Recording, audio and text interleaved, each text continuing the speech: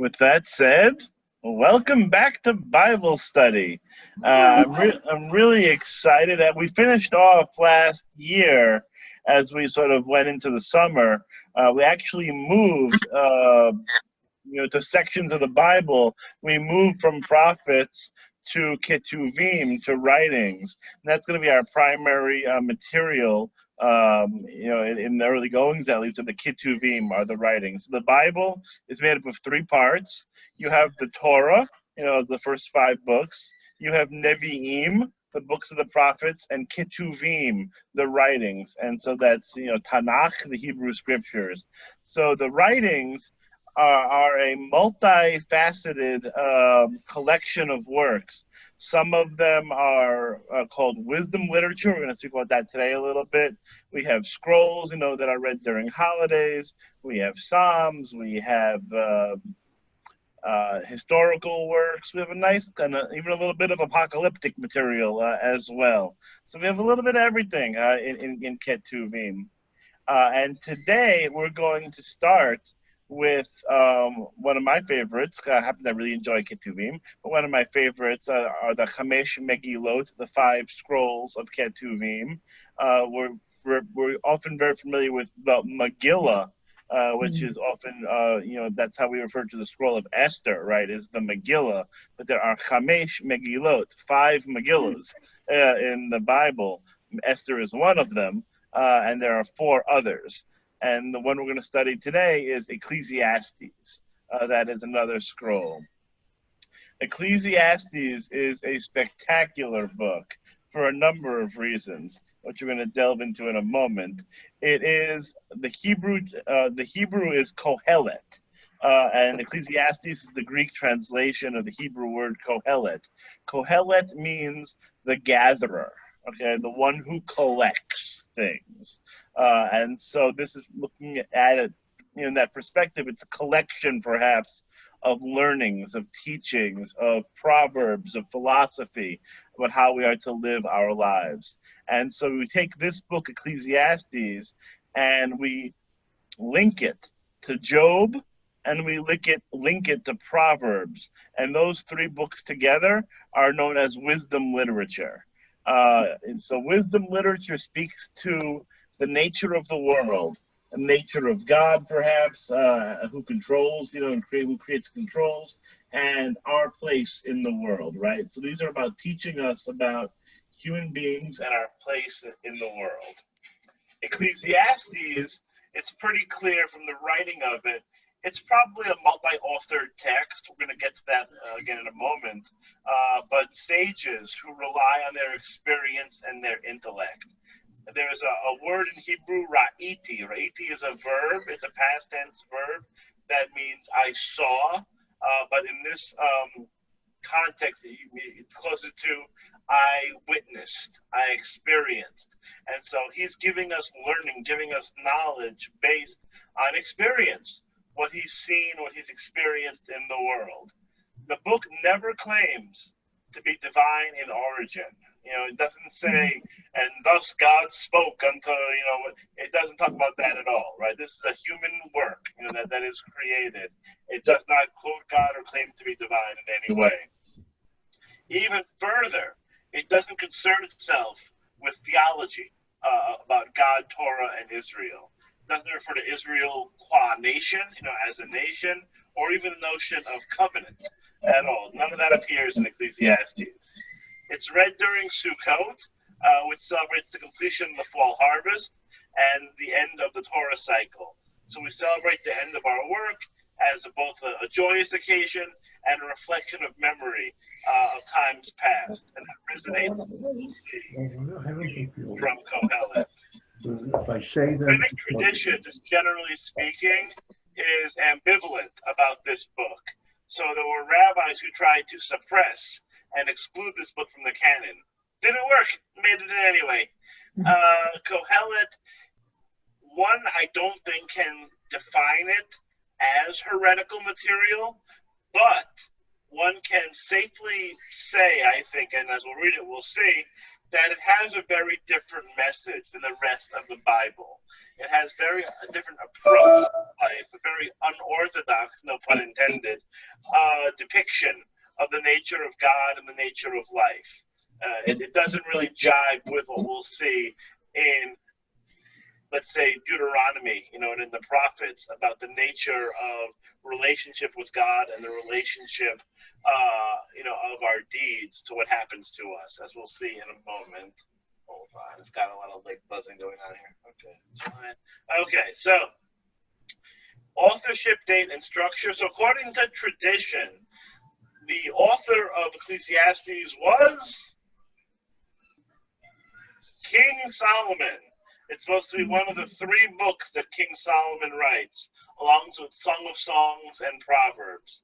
So the idea is that when Solomon is young and passionate and just engaged in the world, he writes Song of Songs, his love poetry, because the man had 1,000, wives and concubines, right? So who would know about love more than Solomon? Solomon knows a lot about love, I guess. Okay, so he can write a book about love. Great.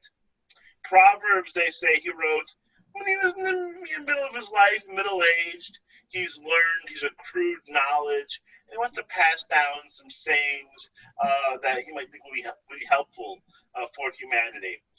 And Ecclesiastes, he writes when he is a little older, a little more cynical, a little more skeptical, maybe a little bit more even embittered about life. Sort of has a darker, more negative take on existence. It's a nice midrash, it's a nice thought. None of it's true, only because Solomon didn't write any of these books. But according to tradition, it's a nice thought. Where we get tripped up a little bit is that Ecclesiastes does represent the author as being a king, right? About being a king of Israel. And why would someone say they were a king if they weren't? Yeah. To quote Mel Brooks, it's good to be the king. And if King, whatever his face, writes a book, you're going to read it. If Joe Schmo Jew down the corner writes a book, do you care about his ramblings about life? No, doesn't matter. Right in the dustbin it goes, right? It doesn't matter. Solomon, these are important words, right? If King Solomon wrote it. So you use a fake name, get your book published. Works out really well. And it also makes sense in the context of the book, as we'll see, is that who but a king, in a way, who but someone who has access to really everything he wanted could write a book like this about experiencing everything, in the world. Because he's a gatherer of wisdom. Of course, Solomon is purported to be the wisest of all the kings, and also of pleasure. As I mentioned, 1,000 wives and concubines. He knew a little bit about pleasure too, and a little bit about excess. It is more likely than being from Solomon, as I mentioned, probably a collection, a compendium of different sayings and thoughts by various teachers that were put together. Or again, could have been Joe Schmo Jew down the corner, sort of having a bad day and writing a book that's a little bit rough. Dating of the book, 3rd century, let's call it BCE. There's no historical reference in the book. There's no context, for any historical timing. It's not written in time. It's just written as a book of wisdom. But we do know that it had to be around that time because there are fragments of it in the Dead Sea Scrolls. And so we know by the 2nd century, it had to have been written already. And so we can date it late, about to get the 3rd century BCE, but before the Dead Sea Scrolls, 100 years plus later. We also have in the text a couple of Persian loanwords. And when you have Persian loanwords in the text, then we know it's later, because the Persians came later, right? And so we know that the book is probably written during or after the Persian period. And so that is my intro to Ecclesiastes. Then we're going to dive into the book. Do we have any questions before we dive on in? Fair enough. And we will dive in then, and we will see it. It really is, I think, a really cool book, despite perhaps a little bit of a downer at some points. but I think it's actually a pretty interesting text. Everyone sees that? Yep. Okay. Just changing my view here. It's a little easier, so I can see everybody a little bit more. Getting back in the swing of things here. Okay. So everyone sees the words of Koheleth? Yep. Excellent. Yeah. Sharon, you want to give that a read? The words of Koheleth, son of David, king in Jerusalem, utter futility, and Koleth, utter futility. All is futile. What real value is there for a person and all the gains he makes beneath the sun? Good start, right? It's always good to start with futility. My God. So we're going to break this down. So this is the thesis, right, that he's putting out right in the beginning. We have, again, a statement of authorship, the words of Koheleth. There is no King Koheleth. So that, again, that means the gatherer. And so it's attributed to be Solomon. There are ways of trying to dance around this phrase, king in Jerusalem. I wouldn't dance around it. I think it just means what it's supposed to mean. It's just that we can't take it literally. You know, that we can't think it actually is from a king in Jerusalem. But I think that is the author's intent, to portray himself as a king of Jerusalem. Utter futility. Yikes. Okay, utter futility, all is futile. The word here for futility has sometimes been translated as vanity, what's another good word that they've used for it? Futility is good. I think a good word for it. It's from the Hebrew word hebel, and hebel is the word for breath, right? And so what's a characteristic of breath? Can you see it? Well, it's really cold, but in Florida you can't see it, right? It's transient, it's ephemeral, right? And the breath, while important for us in order to live, right, a breath can't do much, doesn't have much impact, right? It's not our own sense of living, right? And so the idea is that it's transient, something that's quick, that can be swept away. All is futile. There is a biblical character whose Hebrew name is Hebel. Who is that character? In English, you gotta go to the beginning of the book, right? So Hebel is the Hebrew name. Abel. Abel is Hebel. Okay, so Abel of Cain and Abel. And what happens to Abel? He dies pretty quick, right? You know, like in the story, Cain cracks Abel over the head with a big rock. At least according to in my imagination, he does. And that's it. So Abel himself is transient. He is ephemeral. It doesn't last long in the Bible. Got a few lines and he's dead, you know? So that idea of being transient, of being ephemeral, of being a transitory one place and then gone is part of his character. So the idea here, again, is futility, is meaninglessness, right? Is pointlessness. All is pointless. What real value is there for a person in all the gains he or she makes beneath the sun? Not starting off on a positive note, right? Now, so that is his thesis, right? That all is meaningless, all is futility.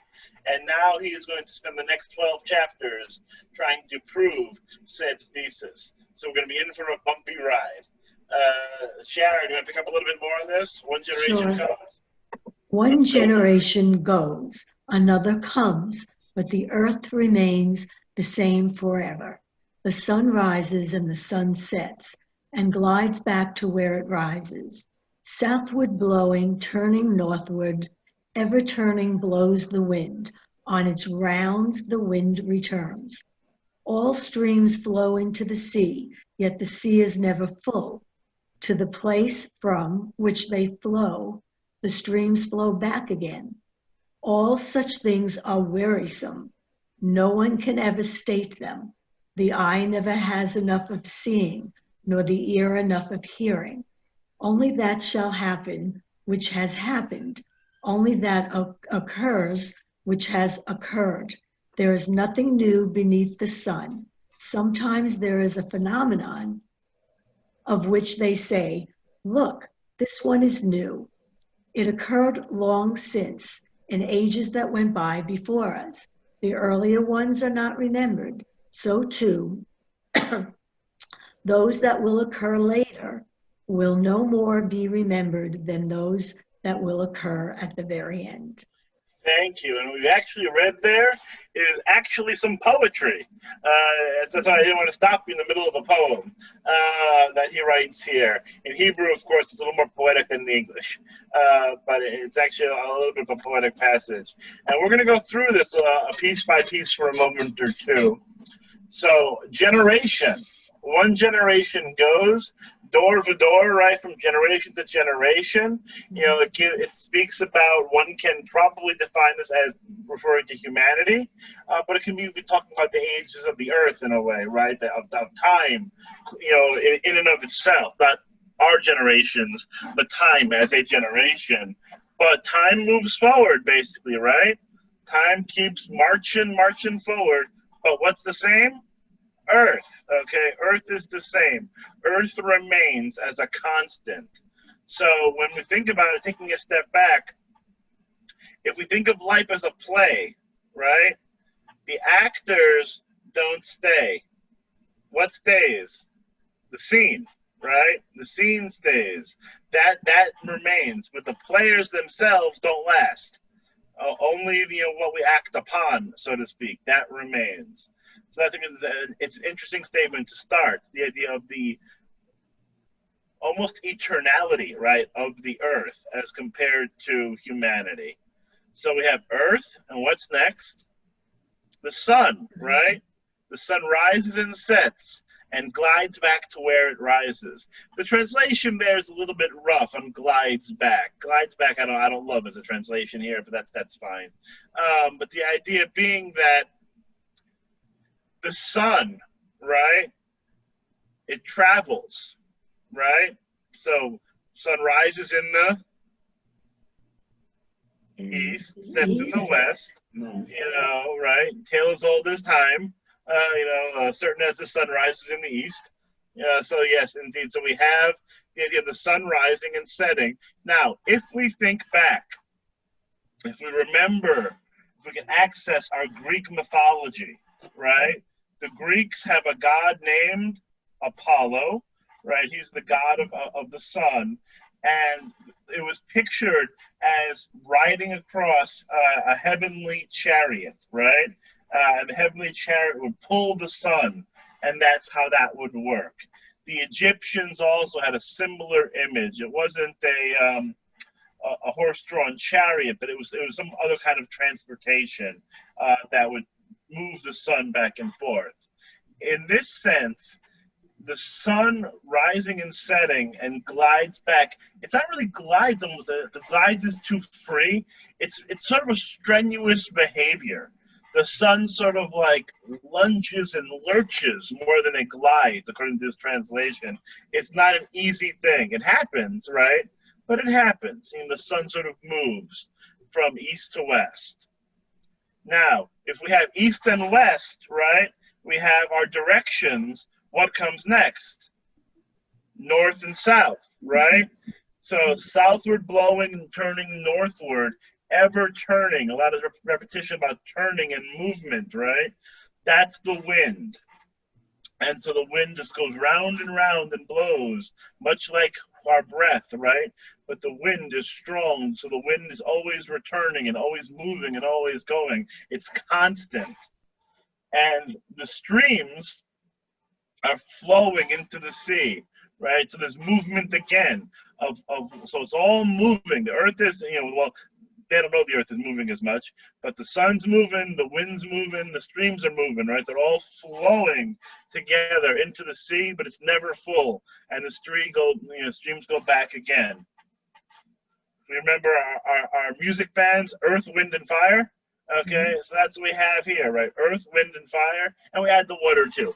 Earth, wind, and fire, and water.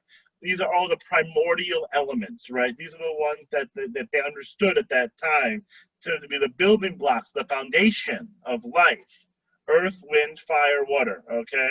And these are all existing and moving as they're supposed to move. They're forever. We're not. Then we get to the next part. So that's about nature, or the natural world. And now it moves to us. All such things are wearisome, and no one can ever state them. Now we're going to talk about our senses, right? So mouth, right? Our speech, right? The differentiation in a way, I think according to the biblical thought at this point, would be about like how are we different than the animals in the natural world?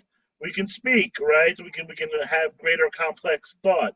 But even though we have that great complex thought, the capacity for speech, we can't speak it. We can't understand it. We can't explain it in a way that makes sense, right? We can't ever figure it out together. And the eye that we have, it never has its fill of seeing, because there's always more to see, and there's always more to hear. There's always more that we can experience. We're never going to be able to experience it all. And even if we could experience it all, we can't even speak about it, right, to its fullness. We can't do it.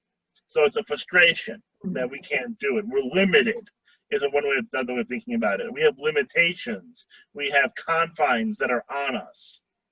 Now we take the next part. Only that shall happen which has happened.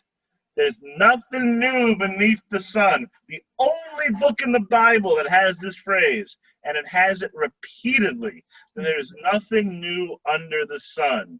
There is no creation that is new. There is no innovation that's new. Everything that has happened in the past will happen again in the future, and that which happened in the future has already been done in the past. So there could be a time when someone says, hey, Fred, look at that over there. That's new. And then, no, that's not new, Fred. You got it wrong. It's not correct. That doesn't work. It's not new. It happened before. You just don't remember it because we're living now in 2020. And we don't know 1,000 years ago what happened. Maybe it happened then, and we don't know about it because there's no recording of it, right? And that things are, so we think there's something new, something's almost like it's again it's a little bleak, but there's no specialness in a way. There's no uniqueness in a way because things that have happened or are going to happen have happened before. Nothing new under the sun. Ein chadash mitachat hashamayim. There's nothing new. Okay. Now I'm going to continue. Melissa and Tyler, you want to give that a read? We're not you. Koheleth was king in Jerusalem over Israel. I set my mind to study and to probe with wisdom all that happens under the sun. An unhappy business, that which God gave humankind to be concerned with. I observed all the happenings beneath the sun, and I found that all is futile and pursuit of wind, a twisted thing that cannot be made straight, a lack that cannot be made good. Okay, and so now he's going to give us the explanation, right? So he set forth his thesis, his ideas, and now he's going to go into the practical experience. He's Koheleth, he's king, and you know what? He's going to learn. He's going to study. He's going to probe with wisdom everything that's happened under the sun. And he realizes, you know what, God, that's a lot of stuff. If you made us a little bit dumber, if you made us a little bit, like not interested in this, but you gave us a curious mind, right? You gave us a curious mind that wants to learn, that wants to think about big thoughts, big ideas. We could be, sitting on our couch, reading a trashy magazine and watching Netflix, but you want us to, think about the big thoughts as well. Fine. So we're going to think. We're going to think about all these big ideas. And you know what? Doesn't care for it. Doesn't care for it. He's thinking all this stuff. It's futile. Why bother? These great philosophical ideas. Oh my God, it's exhausting.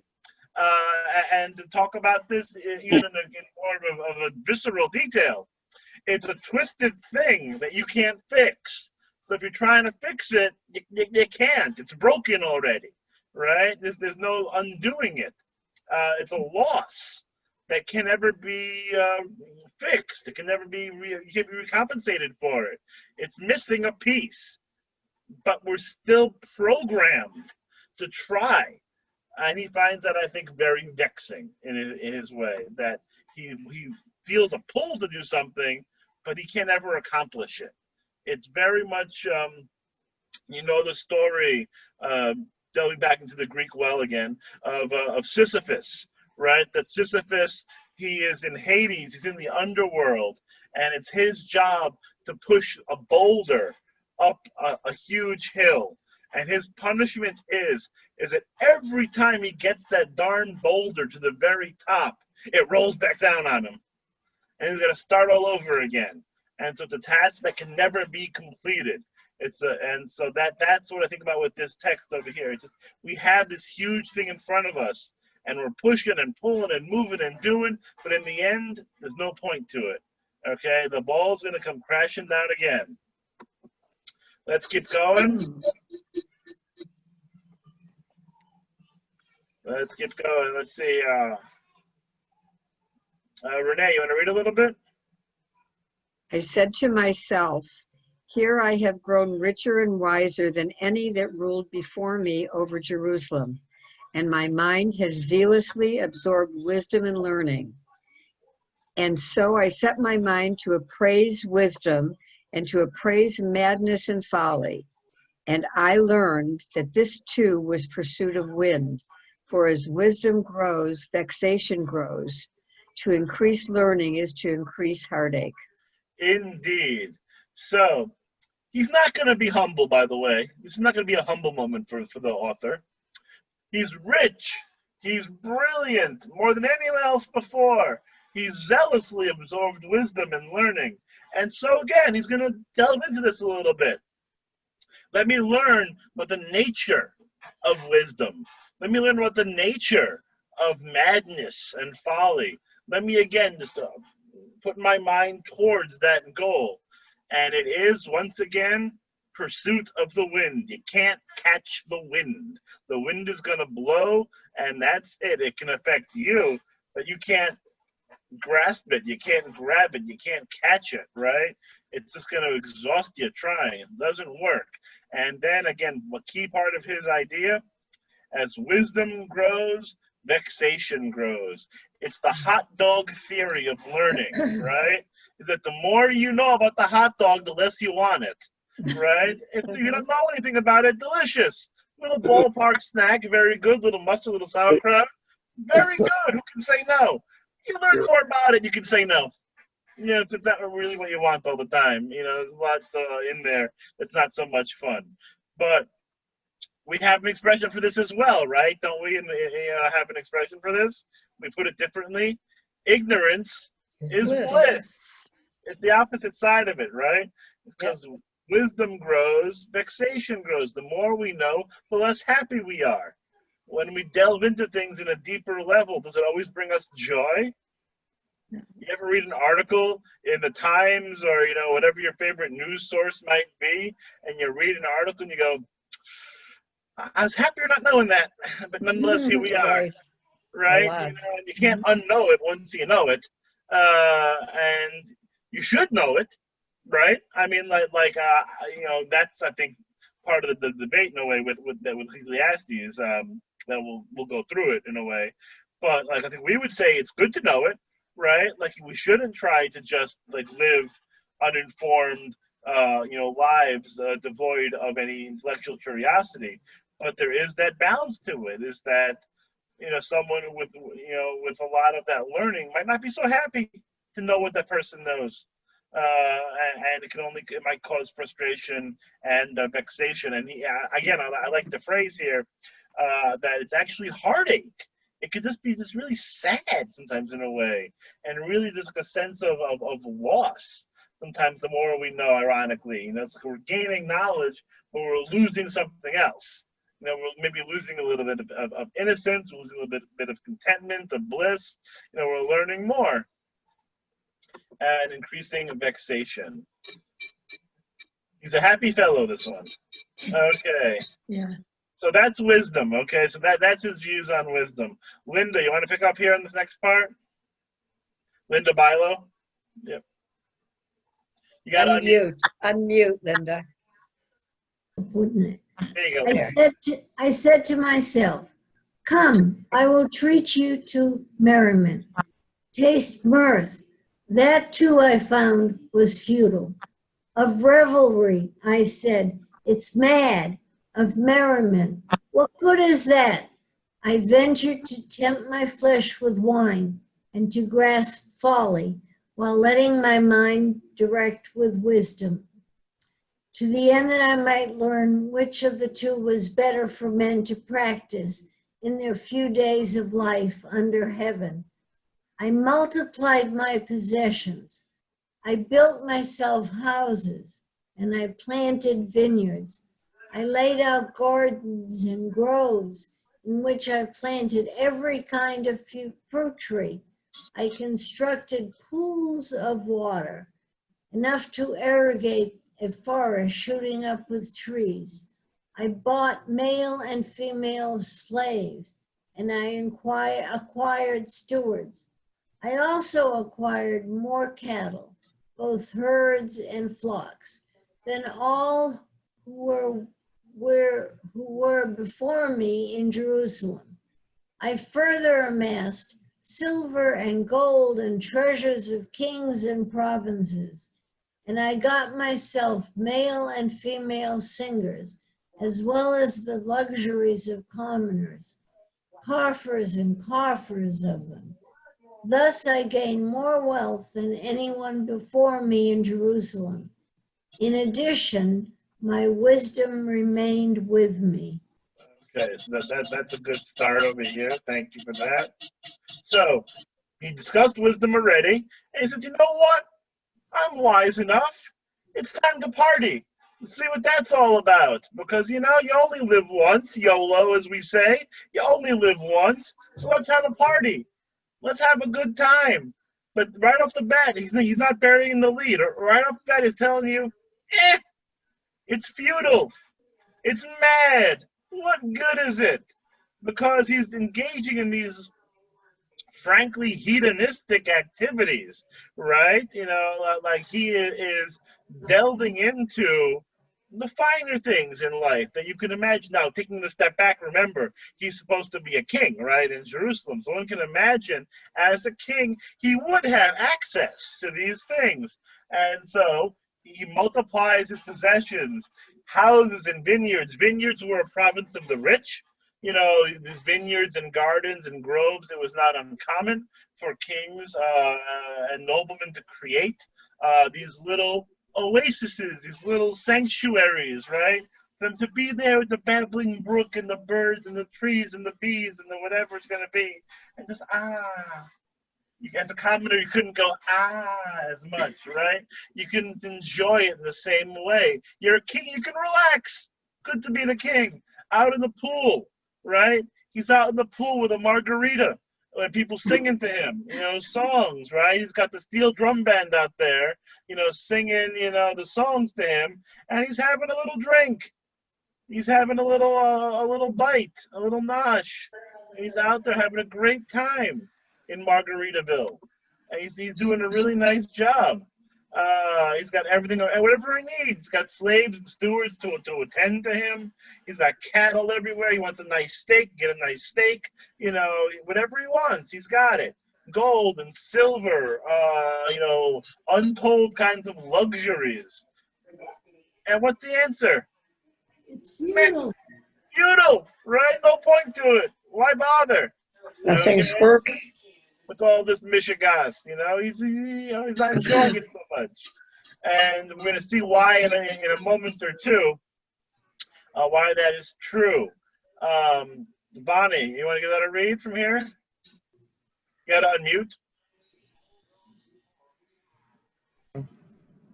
I withheld from my eyes nothing they asked for, and denied myself no enjoyment. Rather, I got enjoyment out of all my wealth. And that was all I got out of my wealth. Then my thoughts turned to all the fortune my hands had built up, to the wealth I had acquired and won. And it was all futile and pursuit of wind. There was no real value under the sun. For what will the person be like who will succeed the one who is ruling over what was built up long ago? My thoughts also turned to apprising wisdom and madness and folly. Okay, so once again, so what's he saying? He has all this wealth, he's having a great time with it. What's going to happen? Feudal. Futile. He's going to die, right? He's going to die. And what's going to happen to all his money?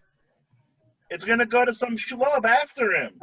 And who knows what that schlub's going to do, right? With all his money and fortune. Because he's making all this money, doing all this good stuff.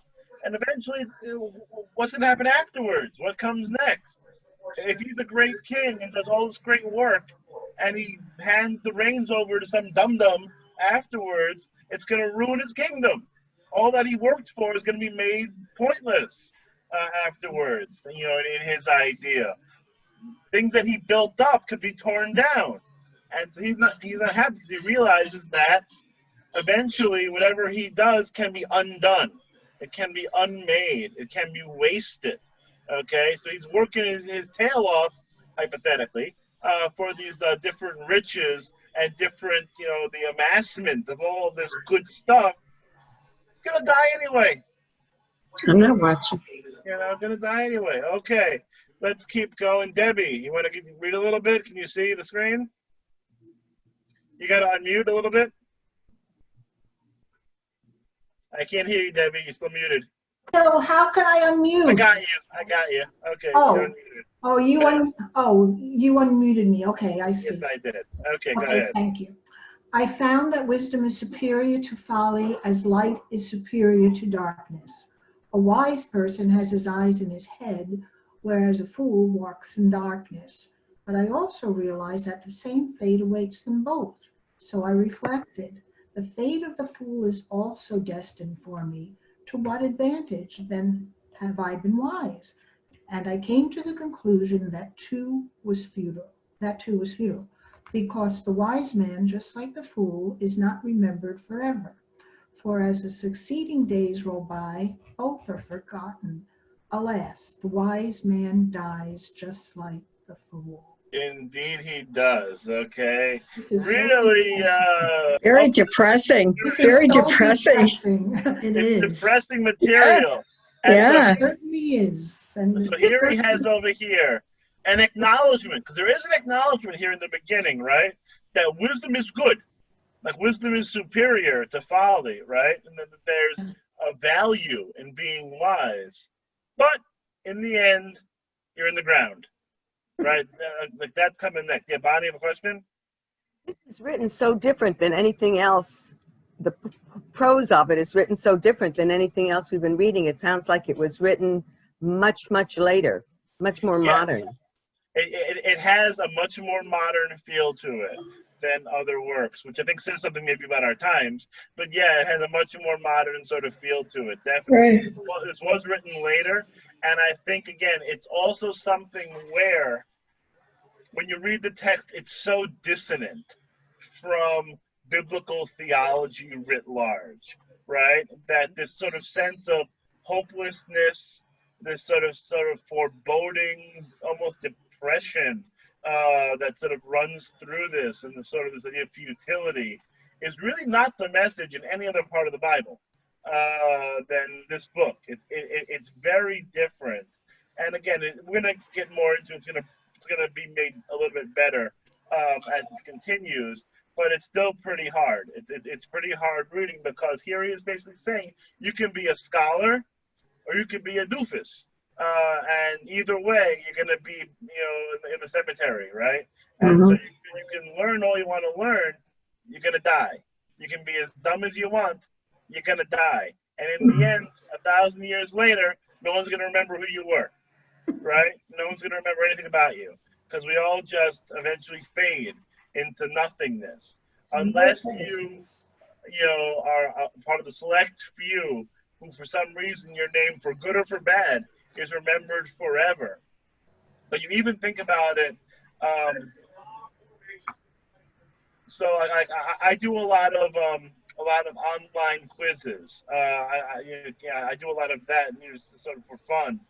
And on any topic you want, so I'll try to do it. And so, like, they might have a quiz, and it might say, as fast as you can, name every single president in the United States, right?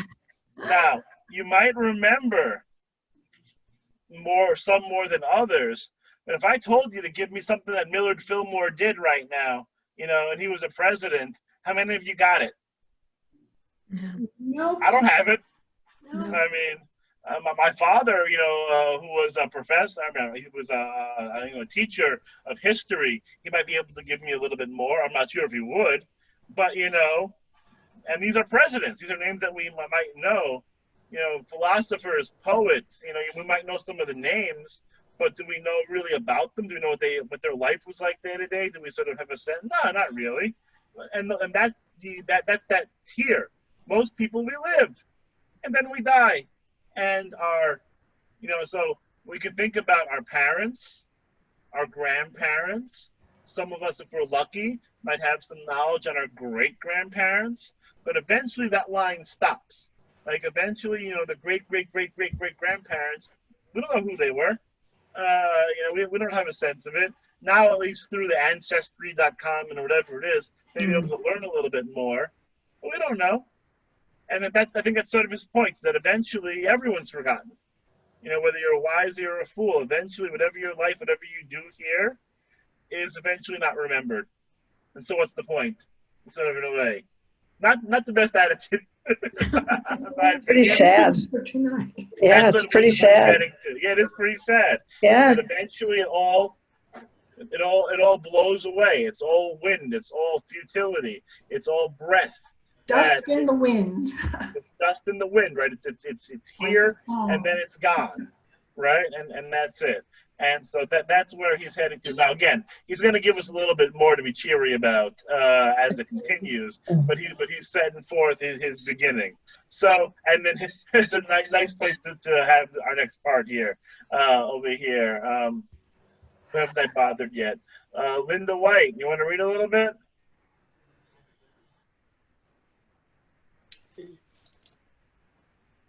There you go. So I loved life, for I was distressed by all that goes on under the sun, because everything is futile and pursuit of wind.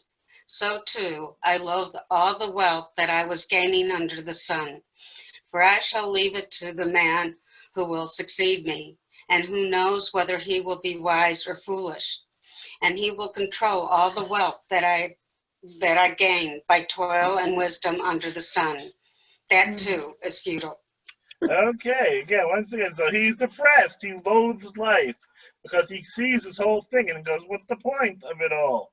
And then he's going to give, again, his fortunes, his whatever, to the person that succeeds him. And who knows what's going to happen afterwards? And he's going to control everything. You can't take it with you. It's not like in Egypt when they used to bury the king with everything, right? And you can't take it with you. It's going to be gone. Someone else is going to enjoy it afterwards. It didn't earn it in the same way that he did. And so over here, so I came to view with despair all the gains I had made under the sun.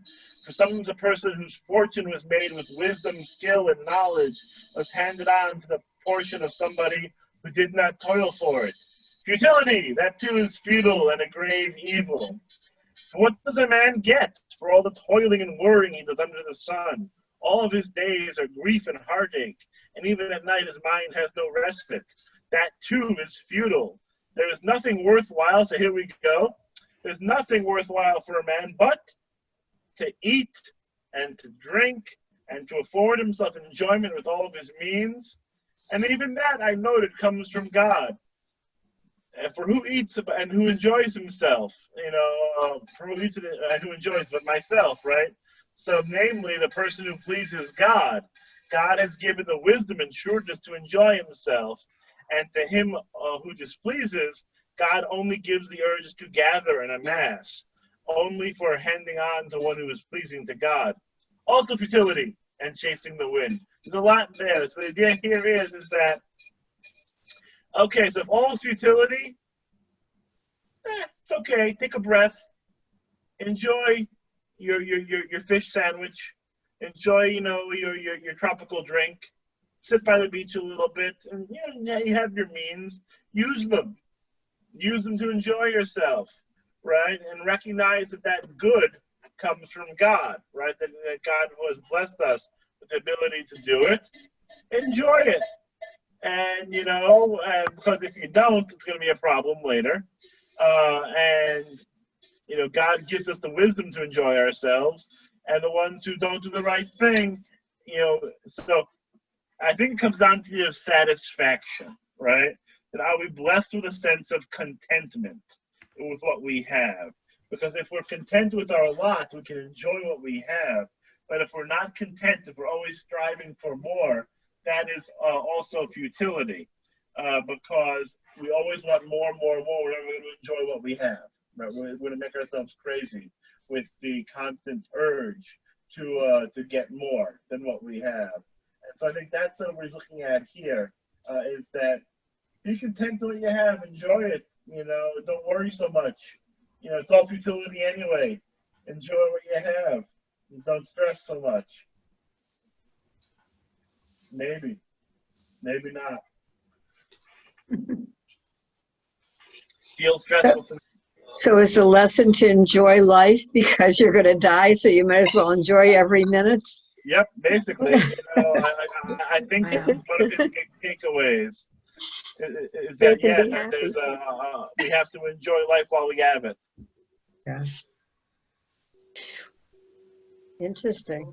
Yeah. It's going to be, it's the whole book, which we'll read a good swath of it, as much as we can stand, maybe. But the idea is that he's going to try to balance this idea, and it's hard, right? Because if your thesis is gonna be all is futility, you're not really giving yourself a lot of wiggle room for the search for meaning. Right? There's only so much of a nihilist you can be. Like if everything is sort of negative and meaningless and pointless and whatever, it doesn't leave a lot of room for. But hey, carpe diem, seize the day. It's a tough needle to thread, and I think he does try to do that a little bit, and say, look, enjoy what you have while you have it, because in the end, and to please God. Yes, it's going to be, so his relationship with God is going to be interesting, because this is as close as we get, I think, to a little bit of a theological statement until the very end of the book, which we'll save for next week, but the very end of the book. So I don't want to spoil it. But the idea is that in this moment, at least, an understanding, at least, of if we please God, right? If we are doing the right thing, which he doesn't really define, right? He doesn't really define what it means to please God. But he says that we know that we have pleased God if we have the wisdom, the seichel, to enjoy what we have. And we know that we have displeased God if we are burdened by a sense of disquiet and discomforture, right? That we just we're never sort of happy. We're always trying to figure out how we're going to grab more, and we're never really comfortable in our own skin or with our possessions. So we know if we're like that, we're doing something displeasing, but he doesn't really define what that means to please God or to displease God here. We know from a biblical context, but as we mentioned, he's already a little bit outside the box of the biblical canon. He's gone bye-bye when it comes to, I think, a lot of our theology, talking about all this futility and all this, hopelessness. But yeah, we definitely have it there. Now we're going to get, in our last few minutes, the most famous part of Ecclesiastes. Bob, are you able to unmute, Bob? Can you hear me? I'm not so sure. Okay. So let's keep going. Sharon, you want to pick this up? Sure.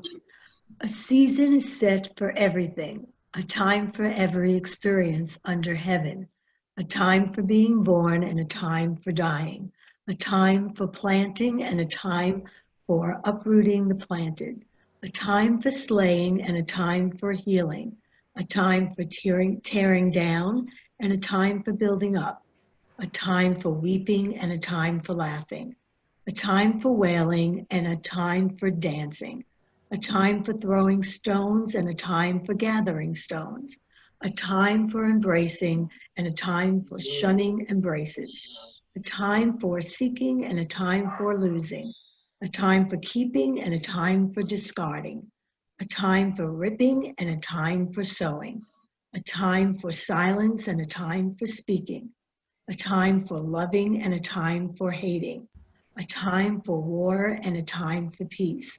What value then can the man of affairs get from what he earns? Okay, so aside from that last line, which is sort of the fly in the ointment, I think the rest of this is fairly familiar, and I can just tell, even looking at your faces, that while we're reading this, what you're thinking is of the birds. We all knew it. And That's the right. song.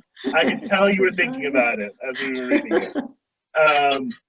But yes, they got their text out from Ecclesiastes, and speaking. So, but we take this text, right, and we use it primarily, during Sukkot and for funerals, right? This is a funeral text often, in Jewish and Christian services that we talk about, again, the transitory nature of life, right? That there's going to be a time when we're born and a time when we die. It's like there's a time for all these other ideas and emotions and things to happen, and that it's natural. There's a cyclical nature, perhaps, in understanding that things can be lousy in 1 minute and they can be great the next minute. Things can look unpleasant and dangerous and whatever. And other times can be much nicer and happier. And it's a time for each of these things that we can't avoid them because they're part of human existence. And it's up to us to determine, perhaps, that might be an optimistic way for me reading this text, but that there is some control that we have to exert, that we have to figure out what the time for silence is and a time for speaking, right? And a time for embracing and a time for shunning embracing. During COVID, we shun embraces. A time for wailing and a time for dancing, etc., etc. So there are ideas here about how there are different ends of the spectrum. But part of life is all of these things. Now, Kohelet, of course, Ecclesiastes himself, is going to finish this idea about the circle of life and about different spectrums of existence and natural order and say, because of that, what value there is anything? Because you know what? It's going to go back the other way. You're going to be really happy tomorrow. Great. The next day, you're not going to be. It's going to be lousy again. So, again, what's the point? You're going to be rich, today, you're going to be poor tomorrow. Your stocks are going to take a hit, right? And things are going to be lousy. Or you're going to win Powerball. Mazel tov. You're going to win Powerball, but then the next day you're going to die. So, you're not going to enjoy it anyway. So Ecclesiastes is not really helping us. I feel like, in terms of looking on the bright side of life. Always look up. Anyway, so we're going to have this idea that because things can go to either side, and quickly, that it somehow devalues it, or that it makes of our efforts a little bit more meaningless, so to speak, because we don't have any control about these things.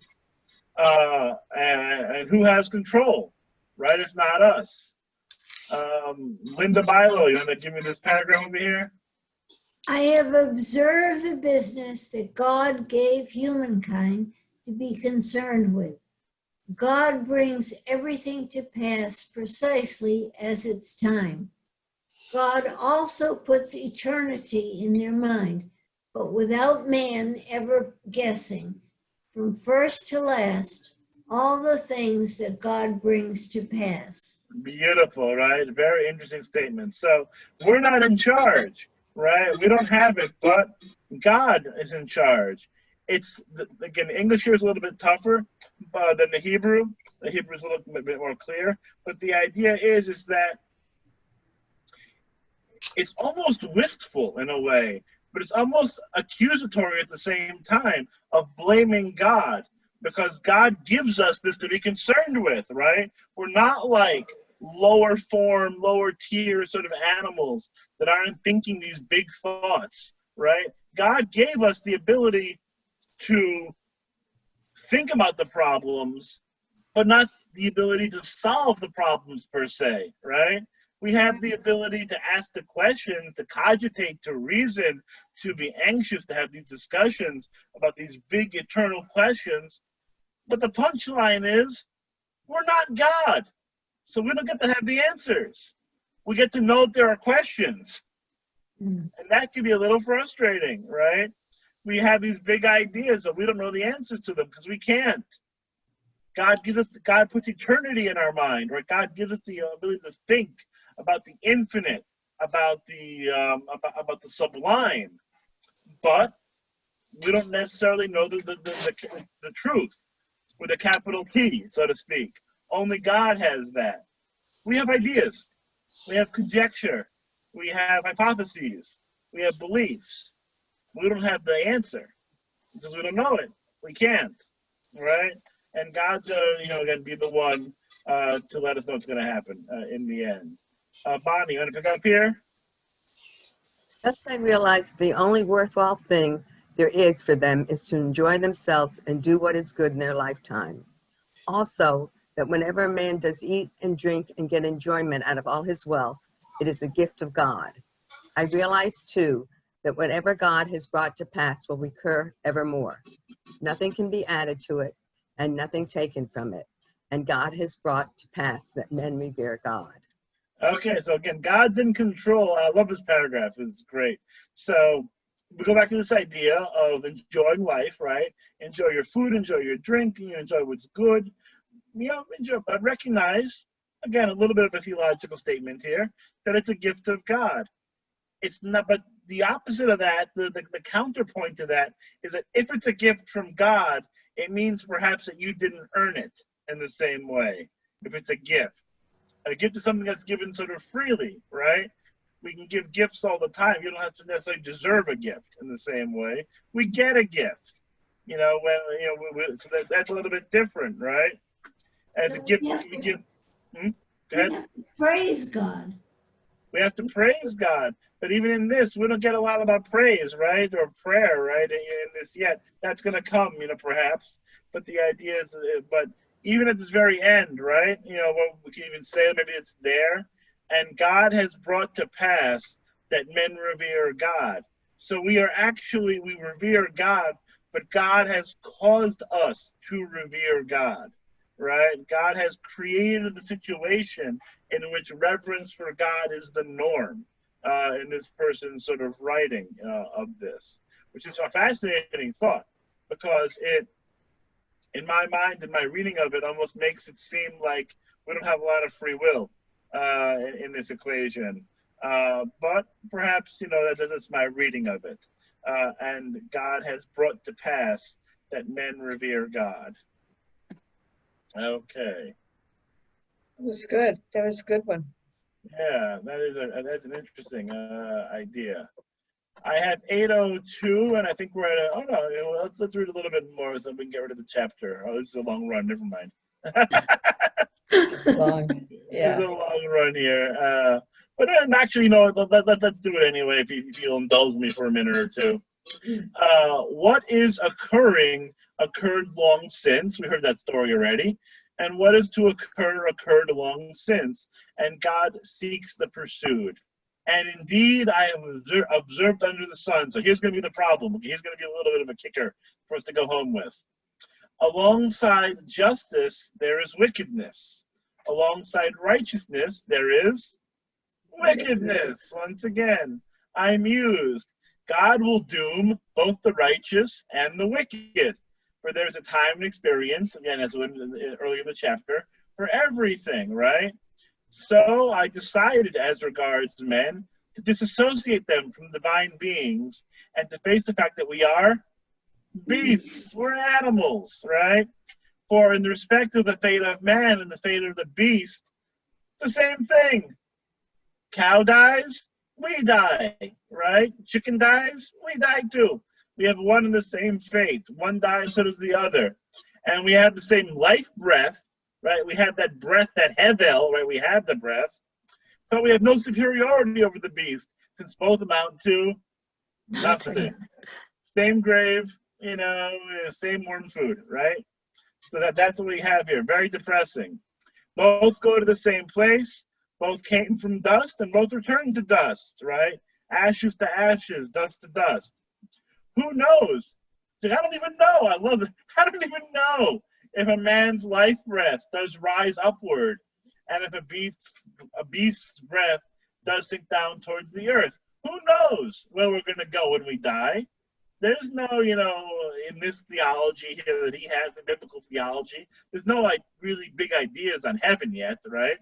And so he's like, you know what? Where are we going? The ground. There's no guarantee that there's going to be some, other fate for us afterwards. We don't have that yet, theologically speaking here. I saw that there's nothing better for man to get to enjoy possessions, etc., etc. For who can enable him to see what will happen afterwards? We don't know what's going to happen after we die. We don't know. And so why worry about it? Have a latte. Have a nice drink. Go see a show once in a while. Bet the ponies. Whatever you want to do. Enjoy a little bit of life while you still got it. Because who knows what's going to happen afterwards. Now, I want to end on a little bit of an echemta here, as we say, a little bit of a note of consolation. One of the ways the rabbis take this book and, in my opinion, completely, I don't want to say ruin it, but they have to make it feel better, right? They have to sort of like make these words more accessible, is that they will take this part in particular and really the rest of what we read already and say, all of it might be true here, but the rabbis are going to say it does not apply to the afterlife. With the rabbinic invention of, or the philosophical concept of a heaven and hell, it washes away the idea of futility, right? That it does matter, because in the end, there is reward and there is punishment. There is recompense and retribution. There are different ways that we can sort of use that terminology, but the idea being is that it's going to take this piece and say, actually, it's not true. We are different from, from the beasts, we're different from whatever it is, because we do know, right? They're going to take this idea of who knows if a man's life breath. Yes, we do. We know. We know the soul is eternal, and it's going to connect with God, and et cetera, right? And so they're going to take this, and they're going to make it about the afterlife. And that's actually one of the ways they can harmonize this book with biblical theology in a way, is to say that what Ecclesiastes, what Kohelet is talking about, is only relates to this world, and not the next world. That our actions do have consequence, and they have meaning, and they have purpose, and they have validity, even if it doesn't always feel like it. That's what they're going to get to. Even if sometimes, we all have those moods, right? Sometimes when things feel pointless, things might feel hopeless, things might feel helpless, things might feel negative. We all can get into those kinds of moods. And what they're going to say is, you know what? Yeah, it can feel that way. Sometimes life is not always great to us. Sometimes life feels a little bit unfair and unjust and, disappointing. But like Ecclesiastes says, things can get better, as well. There's a time for everything. Because we're feeling lousy now, there's no guarantee we'll be feeling lousy tomorrow, right? Because things change. And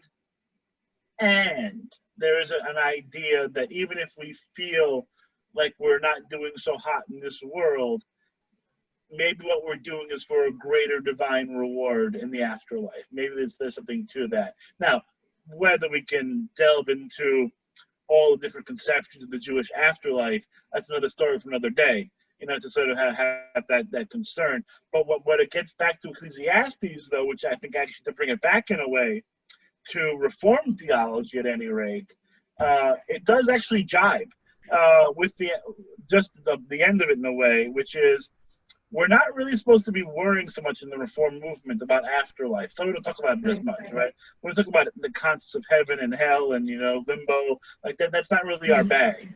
Other people can do that. We don't really do that as much. We talk about this world, that our actions, our words, Right. they have meaning and they have value here and now in this world. And then what we do does matter because it has impact and influence not only on ourselves, but our family, our friends, our community, and who knows, maybe even the entire world. So it is not, as Ecclesiastes says, futility. It might feel that way sometimes, and when we see some things go on in the world, we might be thinking, oi, how is that even allowed? How is that even fair? Where's the justice? Whatever it is.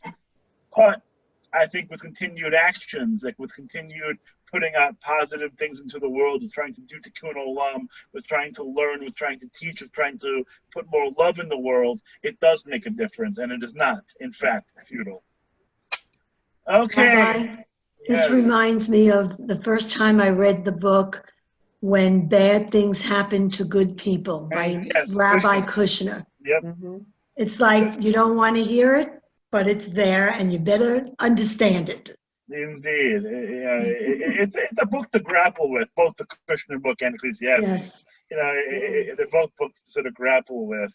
And Ecclesiastes, I think, is interesting is because, you have to sort of you have to work for it to sort of find the silver linings in a way, because a lot of it is a little bit rough reading. We're going to dedicate one more week to Ecclesiastes next week, and then we're going to move onwards and upwards. Okay?